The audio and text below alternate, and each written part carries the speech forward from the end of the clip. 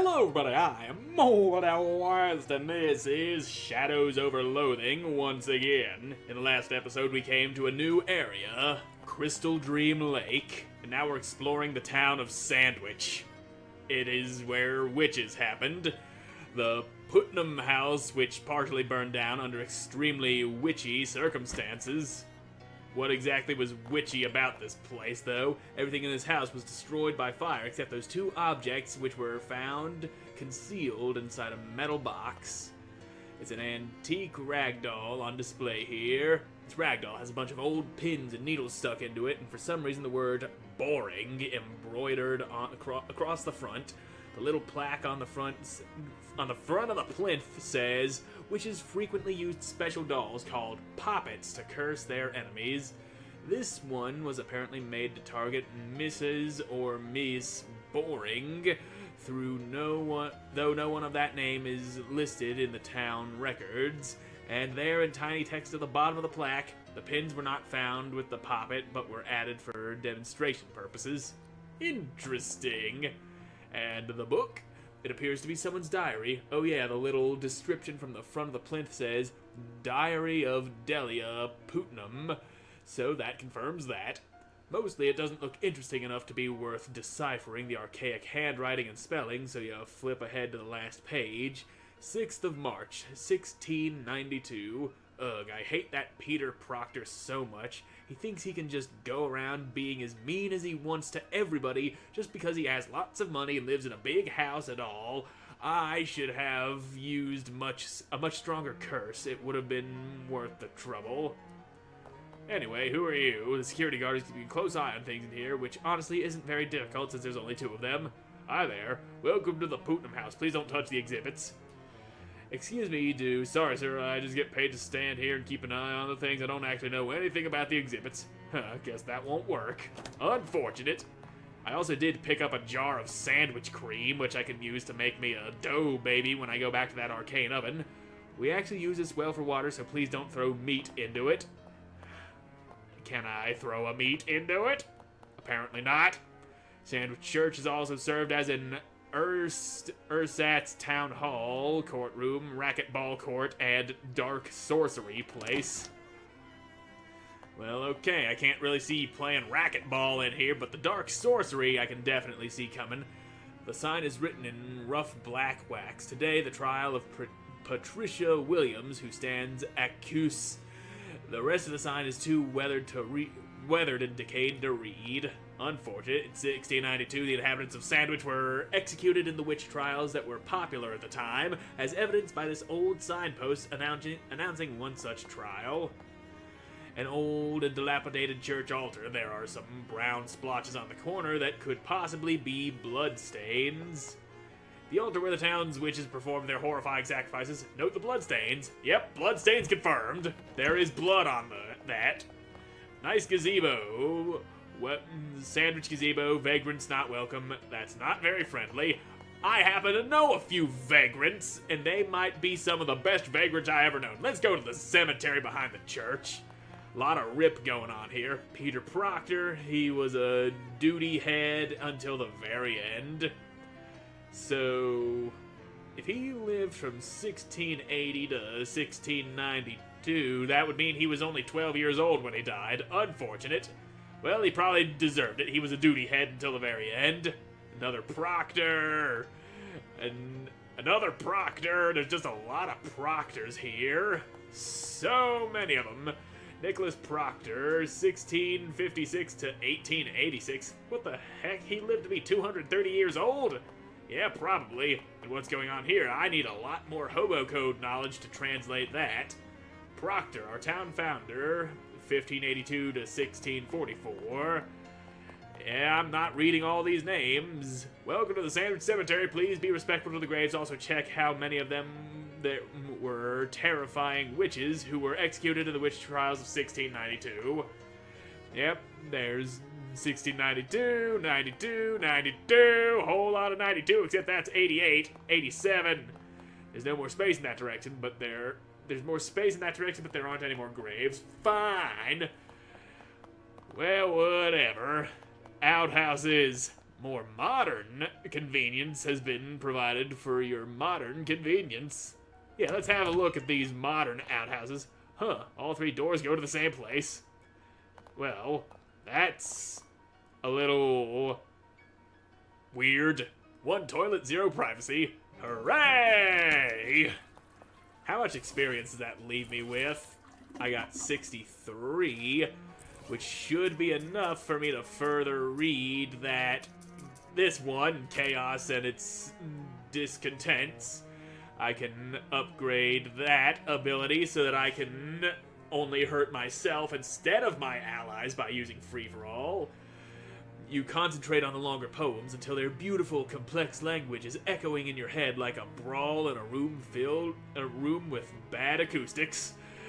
You absent-mindedly kick and punch the book until it's nothing but a pile of confetti, each tiny piece emblazoned with a beautiful single-word poem. Well, guess we lost that book forever. Now then, this would probably be the town hall. Wealthy Proctor family owned the biggest and most conveniently toilet-adjacent house in the village. So they did! Anything to steal in here? Anything to make a mess out of? Doors? Miss Proctor's bedroom especially off limits while we figure out how to deal with the strange mold we found behind the wallpaper. Yeah, they got 2 fucking ropes there. Mr. Proctor's bedroom, home of the country's most expensive collection of cravats. I don't know what a cravat is. And yeah, that's a lot of signs and a lot of reading that I don't feel like doing.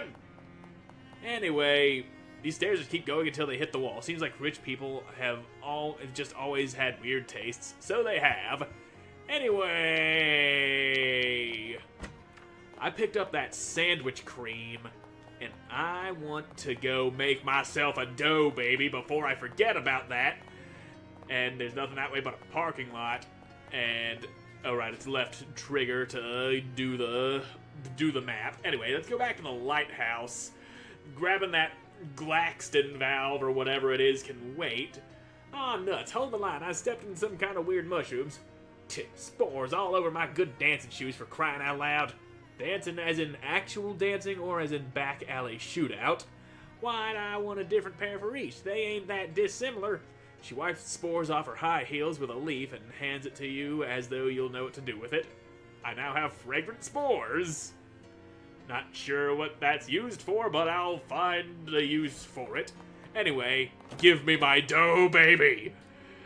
I needs me that dough baby. You carefully follow the recipe and whip up a little dough baby. Give it a name, Little Leroy.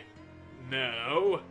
Well, I do like the name Little Leroy. I'm gonna give it something else. Something like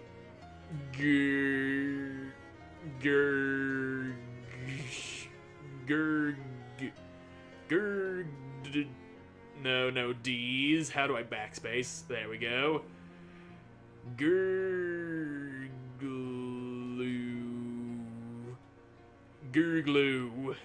We've got Gurglue the fucking dough baby. Hey there, Gurglue. And now, what does Gurglue do? Heals its owner. Well, that makes sense. I fought those dough boys and they had their dough babies that were healing them. And I guess since you just heal me, you would probably actually heal more than Shurgleturg does, because his healing goes off of mysticality, which I don't use. Each round of combat, Shurgleturg heals a random wounded ally by his mysticality. Oh, his mysticality, which is only 1. So he only heals us by 1, and Gurglue will only heal me, I would assume, instead of randomly choosing an ally to heal. Now, let's get to the hardware store. We need that valve. And we also could probably go for a few more distractions, but the valve is also important. You push through the woods and into a small clearing and discover a group of 3 vampires, because apparently you aren't allowed to discover anything good in any of these clearings Well, I say 3 vampires, but there's 1 vampire, 1 bat, and 1 small cloud, so it could just be a vampire, her pet bat, and the leftovers of a beans lunch. I assure you, we are all 3 vampires. Oh crap, she heard me. Well, time to smash some vampire. Oh no, you made Gurglu bleed. You and your bleedy bullshit. I can damage all 3 of you with some free-for-all, but you're immune to being on fire, and you're gonna make me bleed. So if I were to stop you from making me bleed, that would be great. You got 14. Damn, I don't have any more AP. Shit. I can... Damn, that only does 4 damage to you. But what can I hit you with? I can scrap metal, and that's armor. Cold damage to all enemies. Yeah, that sounds good. Have some cold damage, you vampire bastards. There you go. And now I can finish you off with this cello I got. Kerbonk. And now you. I can shoot you for 1. I could kneecap you for 3 damage and reduce your muscle. Oh, I shoot you for 1 7 times. That's what that is. Well, light that bitch up. You seem to not be dead. There we go. Thought it was... we're glitching there. Anyway, you won. I wonder which one of them was Harpo. I don't know what you're joking at there, but I got meat and bloodles. Gonna have to figure out what those bloodles are. After a short hike, you find a small hardware store nestled in the sparse woods surrounding the lake. It's the very model of a down-home country hardware store, except it doesn't have any old-timers sitting out front chewing the fat. Maybe it's their day off, or maybe they ran out of fat. Well, anyway, those bloodles. It's a piping hot strudel filled with blood instead of, I don't know, raspberries or whatever strudels normally have in them. So, more health and bleeding immunity. Yeah, let's do that. You eat the bloodle. It's pretty good if you don't think about what the filling is made of. Alright then, you can't make me bleed now. Hardware store, the proprietor, you presume. You're the proprietor, I presume. Yeah, welcome to Valley Hardware, the best hardware store in Crystal Dream Valley. Why is that? Because it's the only hardware store in Crystal Dream Valley. Ha ha. Been a long time since I got to use that joke. Don't get many new customers or new jokes. What can I do for you? I need a valve. I need a pump valve. Oh sure, what kind you need? It was I thought it was Glaxton. Yeah, there it is, Glaxton. A Glaxton valve? Well, shucks, they stopped making those things nearly a decade ago. I guess there's a slight chance there's still one in the back room. Ain't been back there since termites got at the inventory. Or maybe after it got flooded. Anyway, it's a real biblical style of disaster back there. Here, I'll knock the door for you so you can go take a look around, and if you can find a Glaxton valve in that mess, you're welcome to it. Thanks. Mind you step in there. Anyway, what you got for sale? Batteries, comfy hat lining. 3 health for 3 more health added to a hat. I will go ahead and use that. Self-adhesive rivets. More armor to pants. There's also sharpening stone, steel-toed boots for people who value their toes a lot more than they value the rest of their feet. Yeah, I'll take that. What about the plunger? That's muscle plus 3 stench damage. Maybe. But those rivets, those are a definite yes. And I'll stick those on my overalls. You're currently wearing maintenance overalls. Add the rivets. Yes. Place the rivets on your pants, making them pants with more rivets, and on them, and then they had before. Yeah. Excellent. Put those boots on, and what else did I pick up? Oh, the hat lining. There we go. Put that on my uncursed fedora. My comfy uncursed fedora. There we go. Okay, the steel-toed boots don't give me any goofy walks. That's stupid. Sticking with the extra high heels. And I'm going into the storage to look for a valve. You've got a portal to weird place back here. These boxes would be perfect for storing a collection of mildewed clothes. Nasty trash.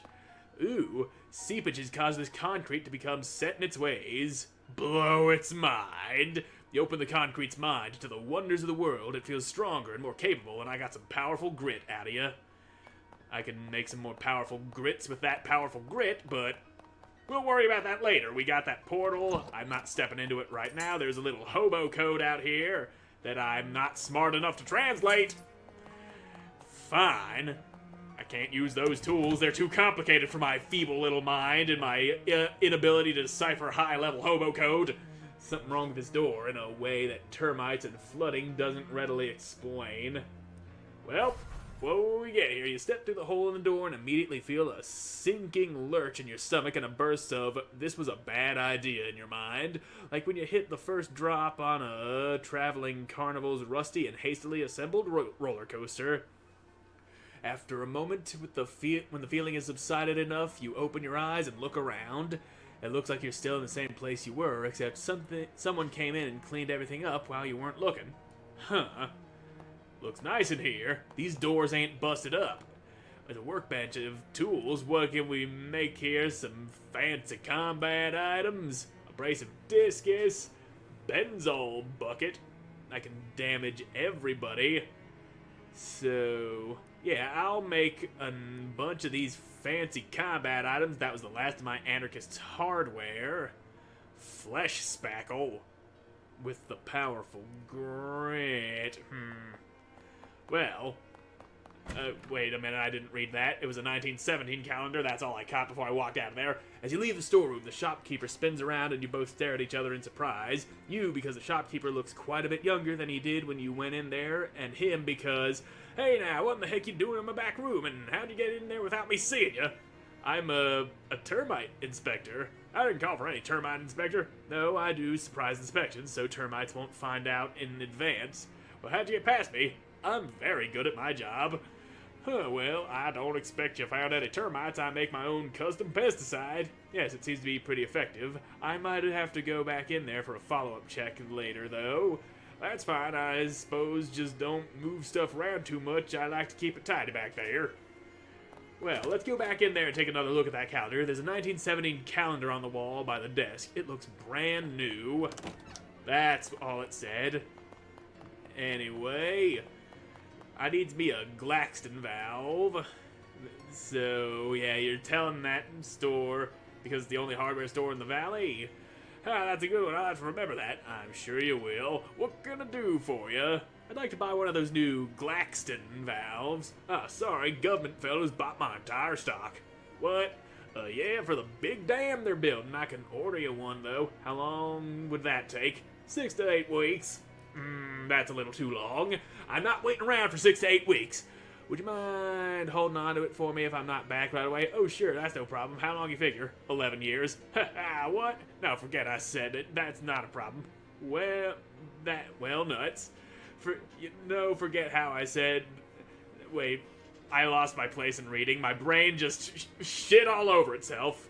So, that's no problem. How long you figure? 11 years? Haha, what? No, forget how I said that's not a problem. Well, nuts. Listen, I can tell you they bought a heap more Glaxton valves than what they're gonna need for that dam. If you go up to the worksite, you might get the foreman to sell you one of their spares. Well, where is it? Southeast end of the valley. You got a map?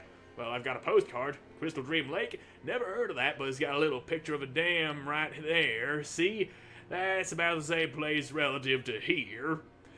Well, we can go to the dam. In the past, there doesn't seem to be anything on the other side of this door. Weird. Unfortunate.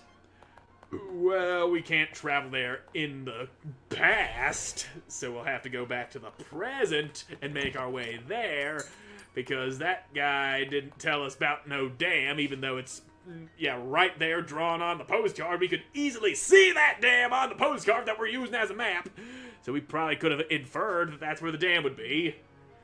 Anyway, what's happening here? Two things which are hard to describe, but let's say they're more or less like smoking holes in space through which you can see the faint light of distant and dying stars float up to you with an air of menace. The two orbs squint at you, and General Bruce's voice echoes inside your head in a way that makes your eardrums itch. There you are, maggot. I had a hunch you'd be showing your ugly mug around here. Was our last skirmish not enough of a warning for you? The skirmish you ran away from? That was a tactical withdrawal. What happened to the rest of you? Did your hat eat you?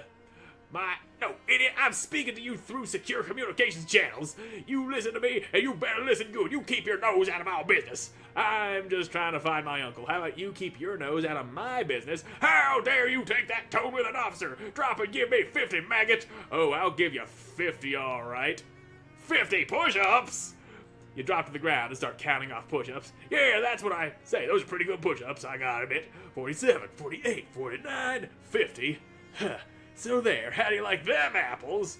I've had about enough of your lip, kid. Next time I see you, it's war! The black orb winks out of existence. Actually, I guess that's a blink. Ha, there's more push-ups where those came from. I can't be stopped. I got the muscles of a fucking ox. Or something even bigger than an ox. Like a fucking really big ox. That's how strong I am. This what you call is huge. Damn. Yes, it is. So, everything's just ducky. Good for you. Is this one of those? This pump has a Glaxton valve on it. Grab it. This valve is held in place by decades of corrosion. Even if you could detach it, it'd get wrecked in the process. Shit. This drain pipe has some nasty goo coming out of it. Well, whatever. This one's got a valve on it. It's held by decades of corrosion. Little bit of hobo code that I can't translate, and we got another portal in the door. That'll probably help us get a fresh Glaxton valve, which we'll have to do in the next episode, because I'm all out of time for this one. So thank you all so much for watching. I hope you enjoyed watching, and I hope to see you again in the next one. Goodbye.